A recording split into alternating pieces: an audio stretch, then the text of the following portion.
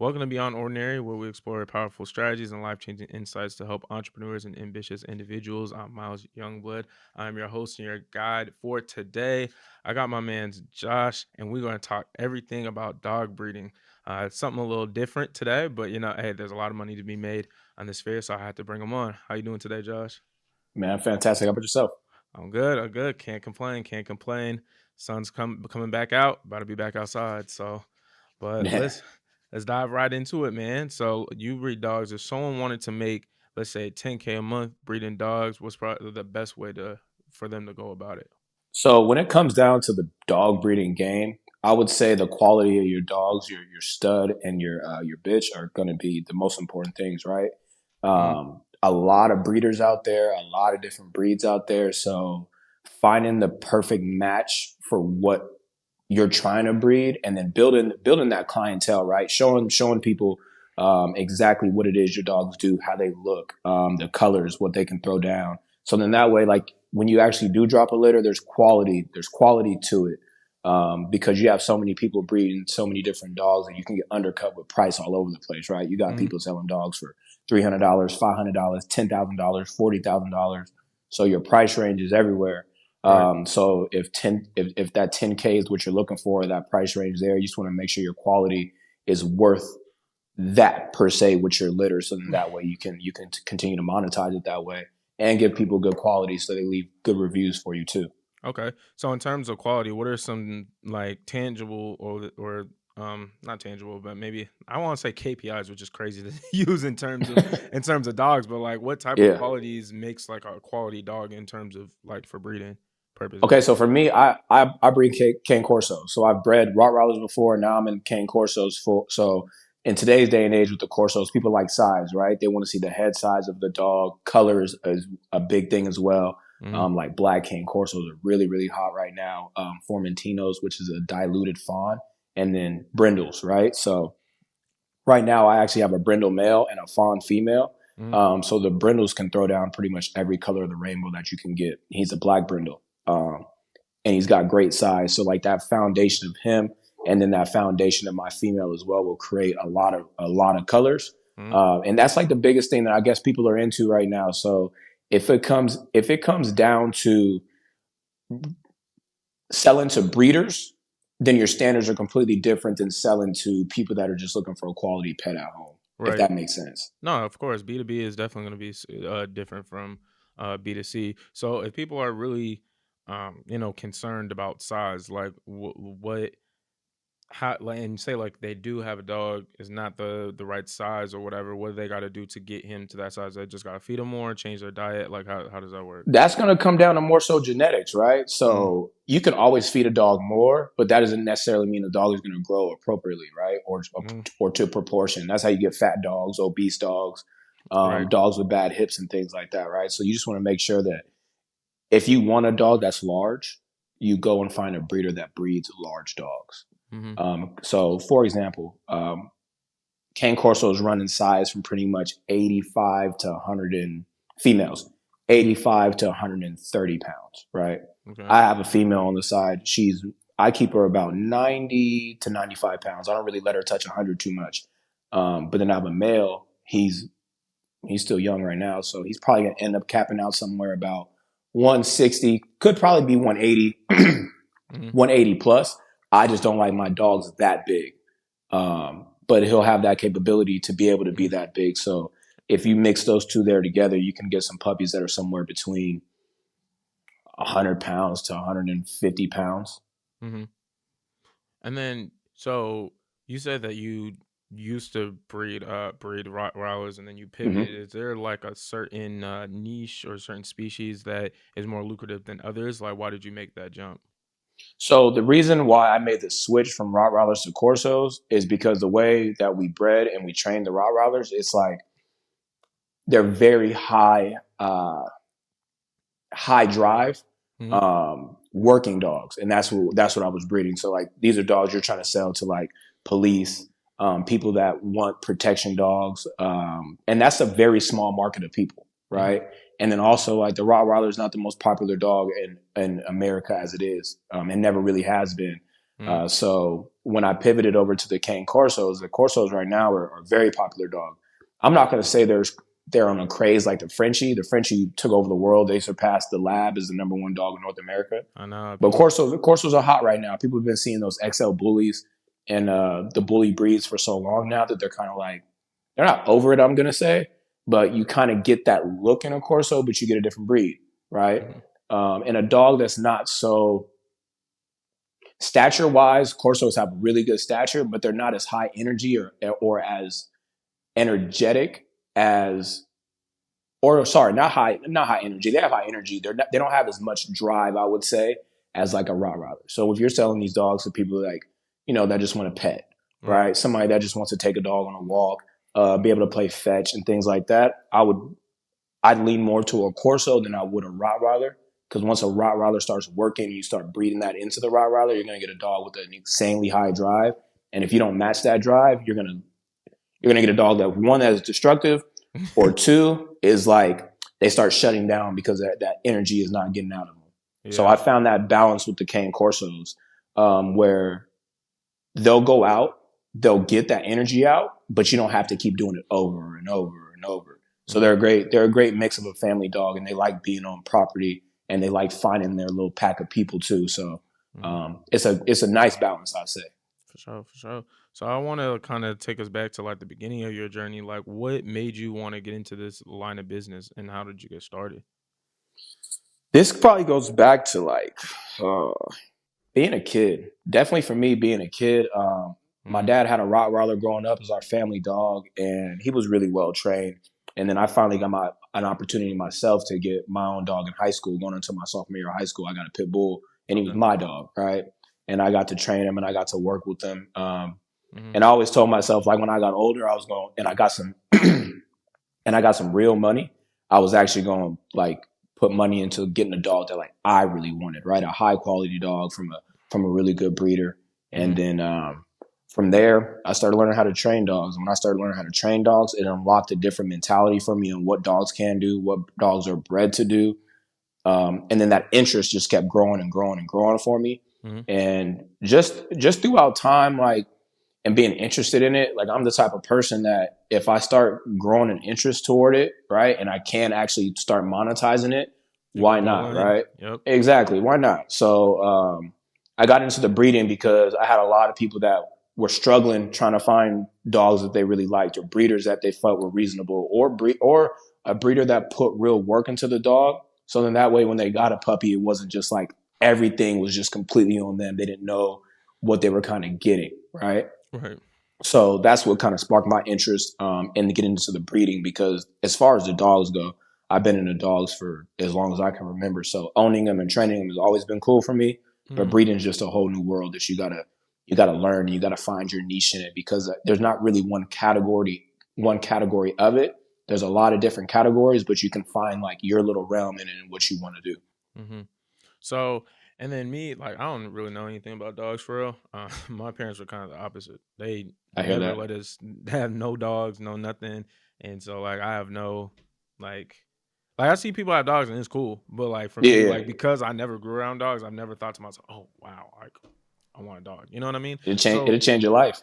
yeah, I'll think about once I get like my own like Mm-hmm. crib, like house because I live in an apartment now. Then I'll probably think about it. But until then, I'm probably just gonna just rock it out. Plus, like at least for me, like I very much enjoy having like my house or my apartment be quiet when it's quiet. Like I don't really like noise like at all. Like Mm-hmm. me and my homies, like we always talk about like, yeah, we could like all get a house together, da da da.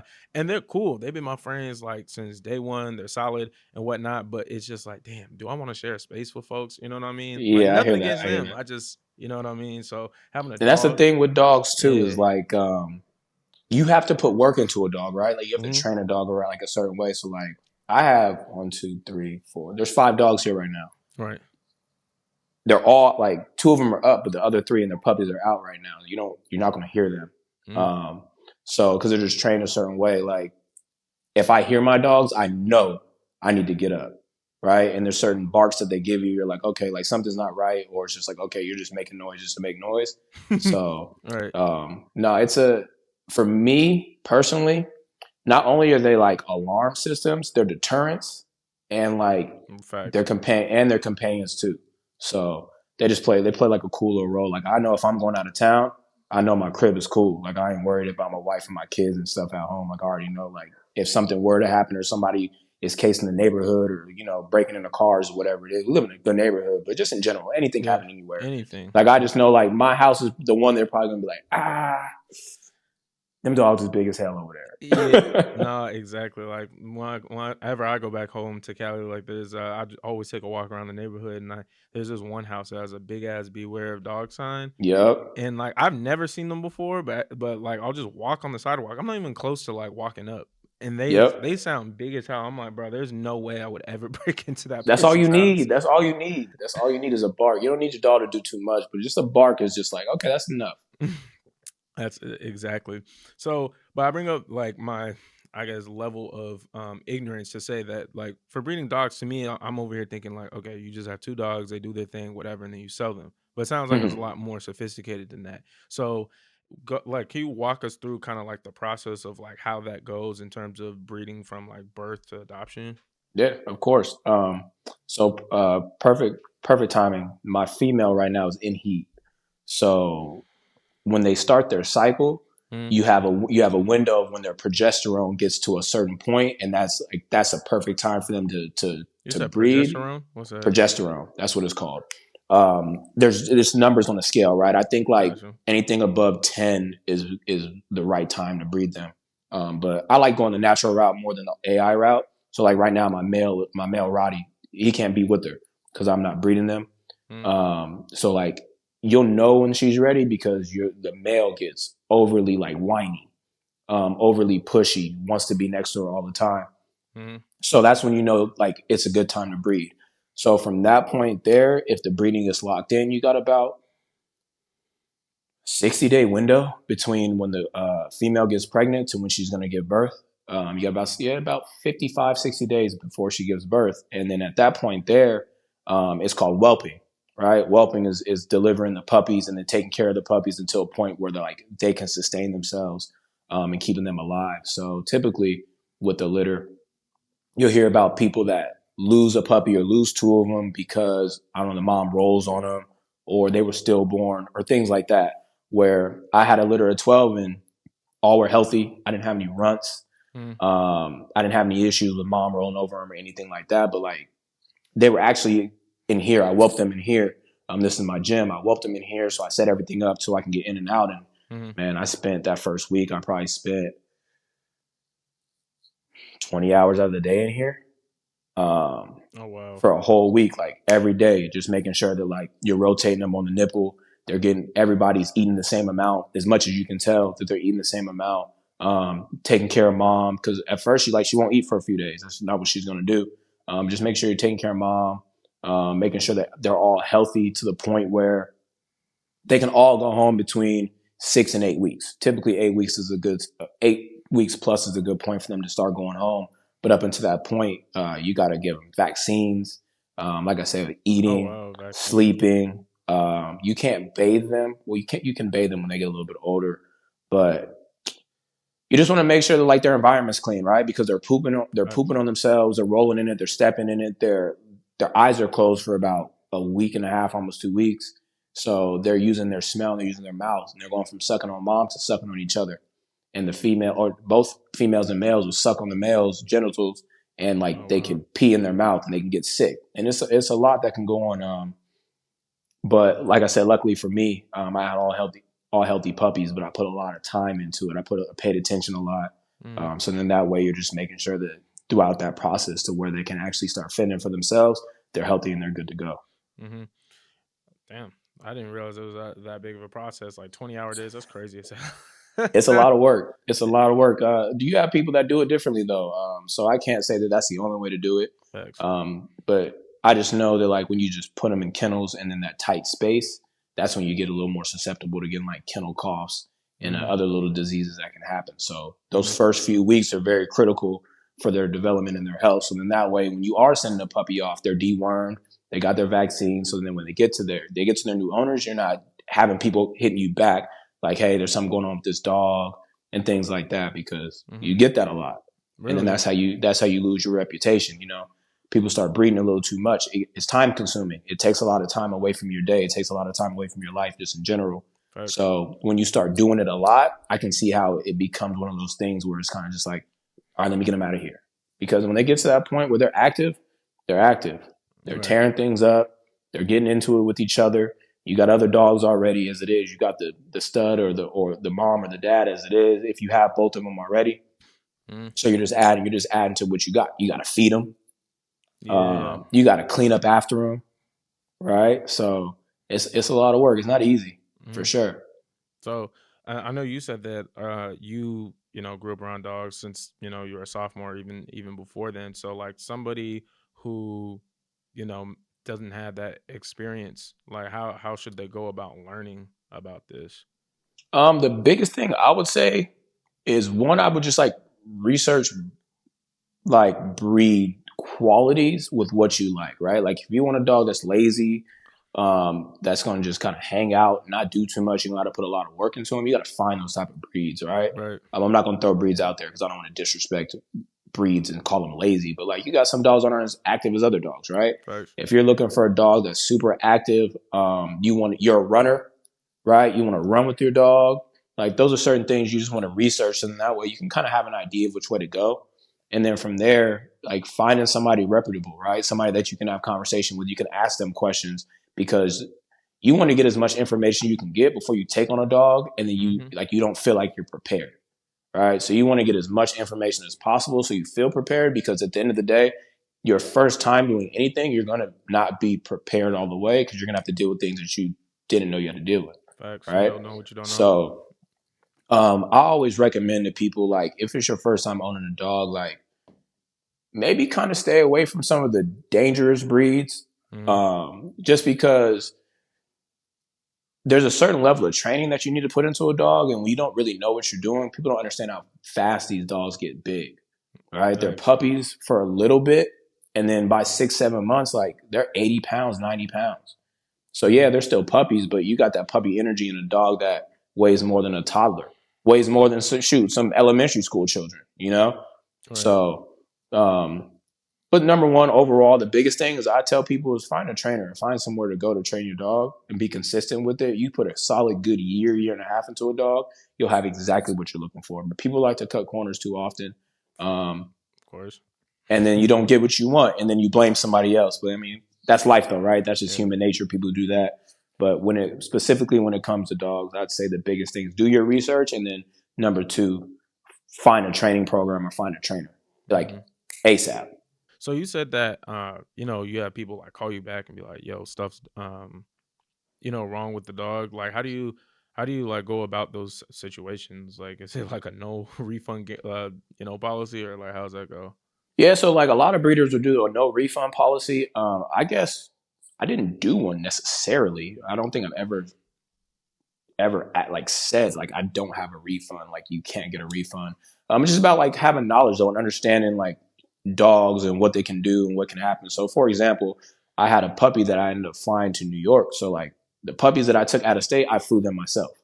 Oh wow. Um, I got friends all over the country, so it was cool. I got to do turnaround trips to go see my buddies real quick, and do business. So I had a puppy that I ended up taking to New Jersey, and so I didn't feed him or give him water for like a solid amount of time. So I knew when we got on that plane, he'd make it, and that was the first one that I flew with. So I was like, okay, let me make sure that like we don't have an incident on this plane where he poops on himself or something like that All right. in this little soft kennel, because that'd be hell on a what 8 hour flight to New York. Yeah. So when I delivered him and I left the next day, the guy ended up saying that I think he said that the dog pooped a little bit of blood, right? Hmm.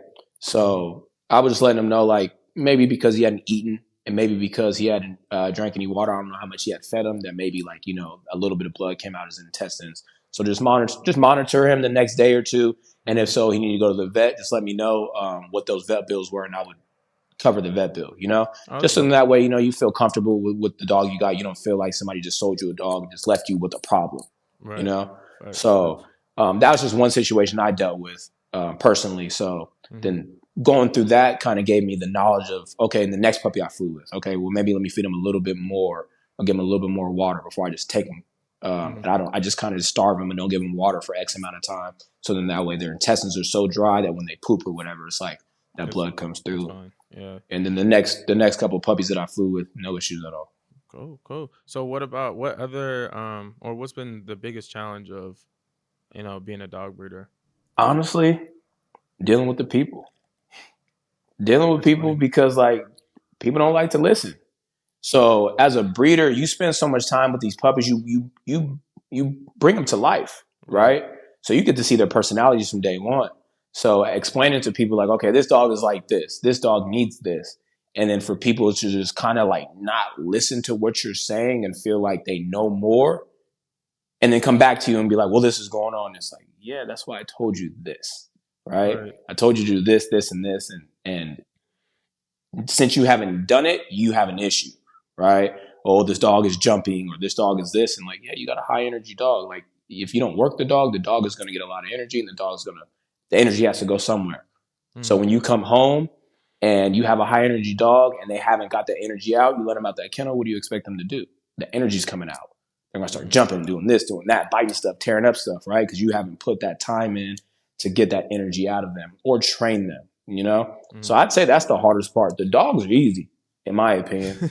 Um, I don't have a problem with like trying to sell them fast so then that way like I don't have to deal with them. Like I have two puppies here from my original litter that was born September 9th of 2024, and they're coming back and forth until they go home in May. I'm boarding and training them, but it's like I'm cool with it. 'Cause I know when they leave, they're going to be very, very solid. They're going to have all those qualities that you're looking for at a very early age. So then by the time this dog is one, you'll think that this dog is 4 or 5 years old just because of like how they carry themselves Mhm. compared to somebody that's not putting that work into their dog. You got this big 1 year old dog, and it's like you see people getting drugged down the street, or friends or family comes over and this dog is jumping on people or barking like crazy when you put them in a kennel.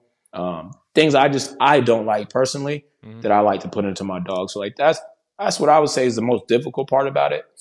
The dogs are going to do what you allow them to do, Of course. Yeah, and that's the the, whole the point of people training. Yeah. people just don't listen.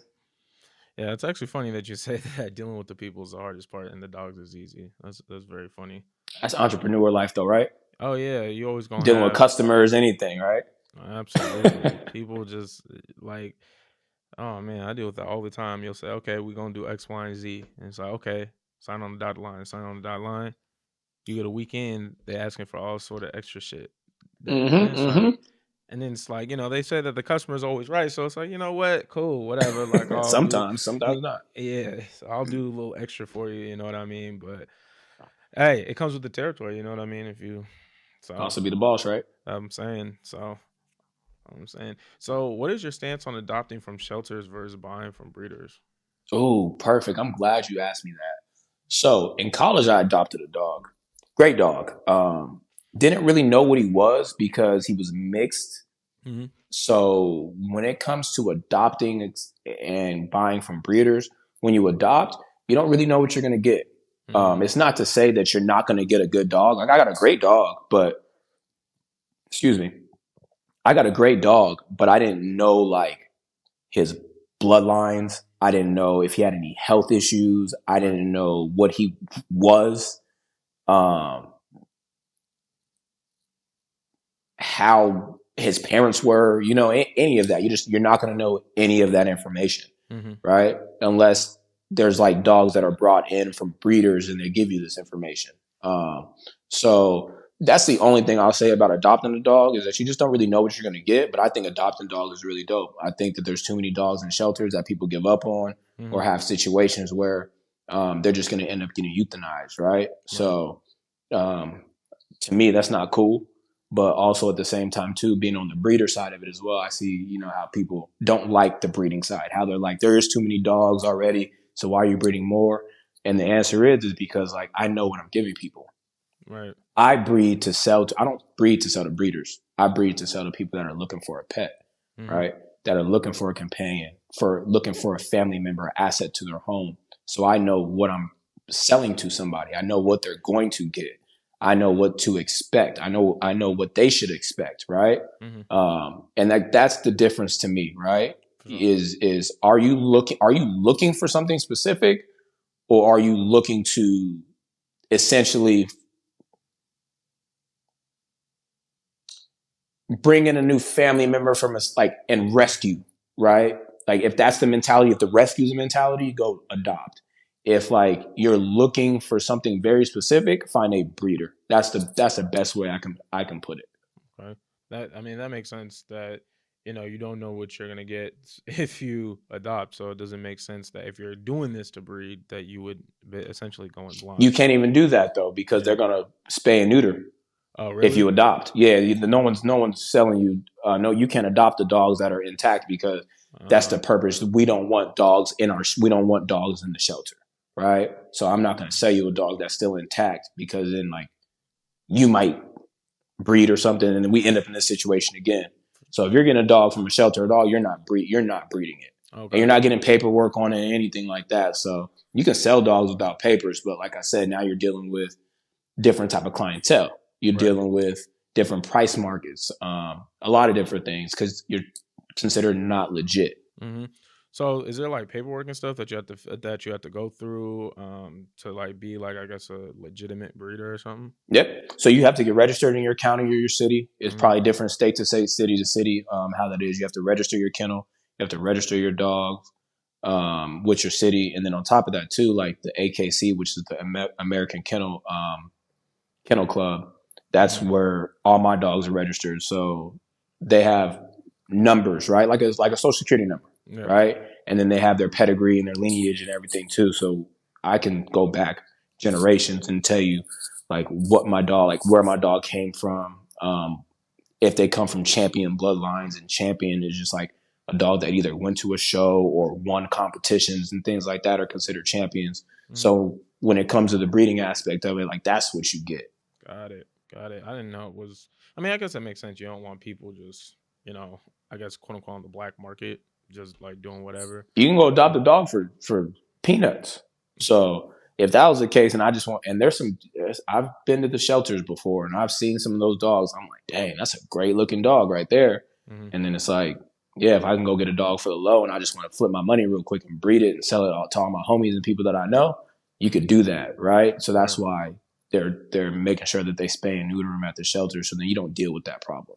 Makes sense. Makes sense. So, how did you, when you first got started, like go about getting clientele? I never looked for clientele, if I'm being honest. Really? I'm one of those people on my social media where it's like I show a lot. Like I'm not gonna show you my whole life, obviously, but like I'm very candid on social media. So throughout the years, people have seen like how I am just with my dogs before Right. I ever got into the breeding aspect of it. So when I got my Roddy and we were training them, like I brought a lot of new followers, a lot of new people to my social media following, and they were just like interested in my Rottweiler, right? Mm. So through that, I think people just kind of found like they see my love of dogs. So then when I got into the breeding, they were kind of just like, I want a dog from that dude, right? So like I said, I had 12 puppies in September, and I sold 12 puppies in 12 weeks. Oh wow. Um, and I didn't advertise. I didn't look for people. I didn't go to shows. I didn't do anything. I just literally made an Instagram page for my Corsos, and it had like 100 followers on it. And that went from like 100 followers to like 600 within a week or something like that. Oh wow. And it's kind of just been in like that little realm, slowly going up. But like I don't pay Hmm. for ads. I don't pay for anything. It's just word of mouth. People like I prefer that anyway. So then Yeah. that way, when I'm dealing with people, I'm not just dealing with folks that are kind of just like, how much, right? Facts. Facts. I'm Yeah. getting messages like, oh, my friend so and so told me about you, or I've been watching you for years. And now that I have dogs out there, like I'm getting messages from people that have seen my dogs, like, hey, I need your next. Like, I love these dogs, right? And it's not like the way they look so much. Yeah, they look great, but it's more so of like that's what I want. I like that. I like that attitude of that dog. I like what I see, and Hmm. you see these big old dogs around my babies, and people really love that. They really love that. Like my daughter rides on the dogs' backs and stuff Okay. like that. So that's the number one question that I usually get with the big dogs: are how they with kids, how they with people, and Yes. then people just get to see it. So yeah, that's kind of how I found my clientele. And like I said, by not kind of being in the dog show game and whatnot, like I don't attract breeders. Right. So I don't have to really sell to breeders and people that are looking to breed. People will get their paperwork and stuff from me. So if that's what they choose to do, I don't do an extra fee if you want to breed your dog and stuff like that. Mhm. Excuse me. I leave that up to other people if that's what they would like to do. I'm not, I call myself a hobby breeder, right? Like I don't breed all the time. So it's Right. like, I want to make sure that my bloodlines are like this, like this, like this. I'm legitimately just trying to help people find what they're looking for. And if the breeding is what you want to do, I hope you do it the right way. But I guess it would have to come down to me not seeing it the right way for me to have to be a little stricter with what I do. Yeah, exactly. But that's dope that you get, most of your clientele that are referral clients are the best. They just come, they're like, hey, I already seen your work. What's up? Yeah. You know what I mean? It's not necessarily all this back and forth, whoop de whoop, and all kind of bullshit. So that's what's up. That's what's up. And you're also utilizing social media. I think a lot of people think that like you need like millions of followers to make money with social media, but it's like if you have like a very niche thing and you're good at Yep. what you do, like you, then you can make a lot of money. So I think authenticity matters the most, right? I feel like we live in a world now where for we sure. see so much advertising or so much creating and curating certain things a certain way that it's like, okay, like I can go watch the same 10 reels. I can go find a breeder page and I can see everybody using the same sounds or whatever it is, right? Hmm. So I think that like there's still a very large population of people that are just like, I'm just looking for something authentic, you Yeah. know? Hmm. And I feel like I attract those people. So it just works for me, and I'm just gonna keep sticking to it till it don't work no more, I guess. Exactly, authenticity, man. That's what separates people. That's why, like, when people be talking about like AI is going to take over the content creation space, I personally don't believe it. I think it's gonna like it's gonna play a part in terms of helping different creators and stuff. But I don't think that we're gonna just have a 100% AI Yeah. content. Hell no, because of what people want is like they are interested in like people and how they are and their authenticity, like you said, which is why there's a big rise in streamers like Aiden Ross and Mm-hmm. Kai Cenat and shit like and people like that. You know what I mean? That they're into the authenticity and wanting that personal connection with people, especially like if you stream and stuff. I So, think the coolest part about the internet though is like there's every type of group of people on the internet. All hmm, right. So we're all connected through this world and we're all connected through these waves. So you can find exactly what you're looking for. If exactly. you want the only AI only, that group of people exists. If you want the opposite of that, that group of people exists, and Mm-hmm. everything in the middle exists as well too.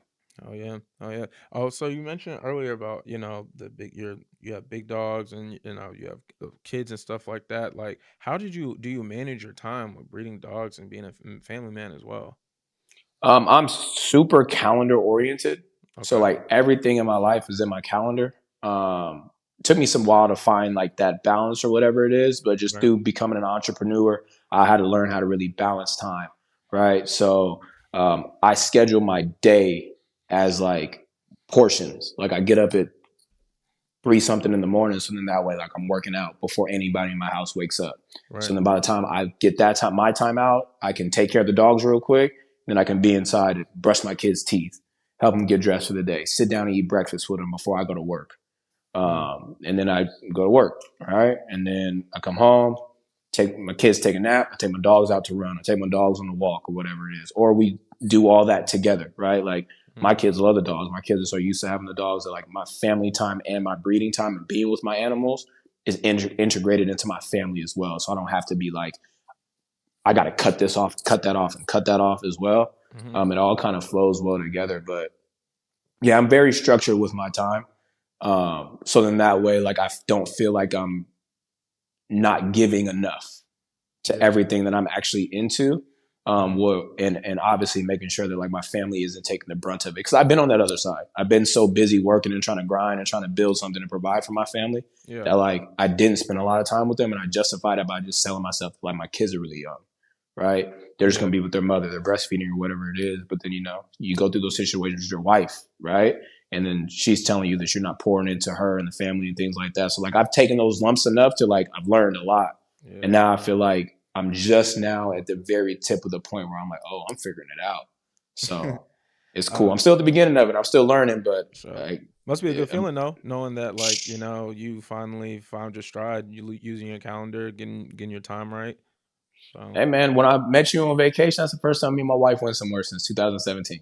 are you serious? We've been to weddings and we've done a lot of other things. So our friends are being married and whatnot, but just like her and I going on vacation, 2017. 2017, we went on vacation. 2018, Wow. I don't remember what happened 2018. We were buying our house. We were on our house 2018. So Mm-hmm. remodeling a home and whatnot. So, you ain't got the bread to start just traveling and doing stuff like that. Oh yeah. 2019, we get married. She gets pregnant. 2020, our son is born. And we had kids. We had three in a row. My son was born November 2020. My daughter was born April 28th of 2022. And my last daughter was born March 9th of 20. What are we in 25? So Yeah. 2024. Wow. So we just boom, boom, boom, boom, boom. So you didn't even have any time to like. That's so crazy. Cause my parents. It's so crazy to think that like I like my parents were married when they were my age, but like me, I can't even imagine being married right now. But they said that when they got married that they wanted to have 5 years to like be with themselves Yeah, before they sounds introduced good. kids, that before they had kids. So I was like, oh, okay, that's a good Did it work for them? Oh yeah, it definitely did. They Okay. definitely they trapped man, they all the trips that they told me about that they went to. I'm like, where was all this when I Yeah, man. Different times too, though. Different times. I'll say that. Yeah. I'll say that for sure. Like the world's a lot different place than like when we were kids. Oh yeah. Like I'm one of five, and I like when I got to three, I'm like, okay, that's it. Like I don't have. It's not even like financially. You can continue to keep making money. You can continue to keep providing. Like if that's what your ambition is, and I'm just Yeah. that type of person. But just like I don't have much more to give, if that makes sense, Give in right? terms of Like what you mean? have it like if I had another child, of course I'd be there and I would do everything and I'd be a great father. But like I'm at my capacity right now. Mhm. I'm doing all that, being a husband, and I'm still like interested in what I'm interested in. I'm still trying to be Josh because at the end of the day, like I was Josh before I was daddy, babe, coach, any of that stuff, Yeah.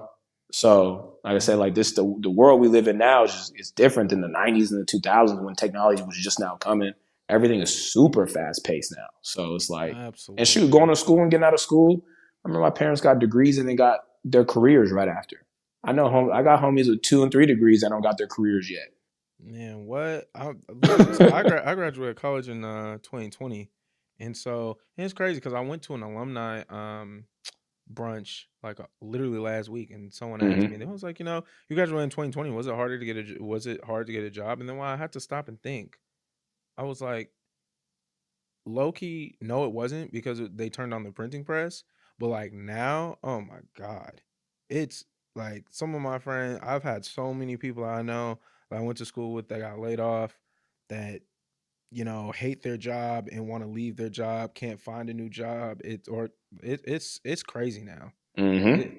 it's crazy. Like that whole that's why like I'm on my grind for the entrepreneurship shit, because folks talking about get a degree, you're gonna be straight. I know people that graduated from the engineering school. It's been unemployed for like 6 months, eight Yeah, months. not straight. Yeah, Yeah, I'm saying. So both sides of the spectrum. You see the ones that are killing it. You see the ones that are like, dang, like, is it you? And it's like, yeah, it's not them. yeah, it's They did what they were supposed to do. yeah, it's crazy out there. So like, for all the people listening, man, like definitely get an extra skill. Josh over here breeds dogs. I would hope influencers and podcasters with their content provide some extra income, so that way when shit hits the fan, especially with who in office, it's like you have extra skills that you can rely on to get you Hmm. through those tough times. You feel me? Say that again. Oh yeah.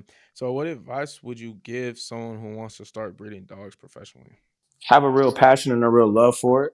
Mm, Understand that you're gonna stumble. You're gonna take some lumps, but that's part of the process. So if you have a real love and a real passion, you'll find your way through. If not, then the hard times really cave you. I'm glad that you mentioned that. I've had a couple people come on and say something similar about passion, that you have to have that passion, have the longevity. And whenever people ask me about the podcast and stuff, I tell them that that's where this started. I actually was doing I was gonna do some whole other shit before I started my podcast, and I started like pivoting business models. What was I gonna do? I was gonna help like accountants or something dumb, Mm-hmm. right? And I stopped doing it because like I was like, bro, like I don't like doing this, like, and I can't. Money is only gonna take you too far. Passion is really what's gonna get you, like you said, get you through those tough times, get you through those lumps. And I literally lose money. Like I haven't got to the point where this podcast like makes enough money for me to break even, but like I love doing it, and I know Mm-hmm. eventually I'm gonna get there.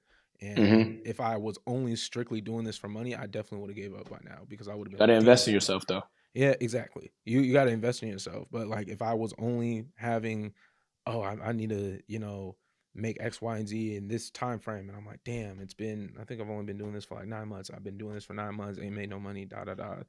I would have been quit. But that's why, Mm-hmm. folks, you need to have that passion. So find something you're passionate about that you could monetize, and it'll take you far, further than you ever Amen. thought. Yeah. But before you close out, Josh, this was a great episode, great conversation. Is there anything you want to leave the people with? Um, Self belief is the biggest thing that we have in this life. So if you really believe in yourself wholeheartedly, stay on that path. Like I just said, like before you are gonna be blessed, you're going to have to deal with some adversity. That's what life is all about. You can get on social media all you want. You can watch TV all you want. You can see all these stories all you want. But that's all edited life, right? Understand that in real life, things are going to happen, right? But if you pour your heart into it, you're going to find success, and no matter what you do, any field that you're in. So just keep that in perspective and really like believe in yourself wholeheartedly and keep going. Absolutely, man. Love that. Believe in yourself for sure. I know it's cliche, but it's true.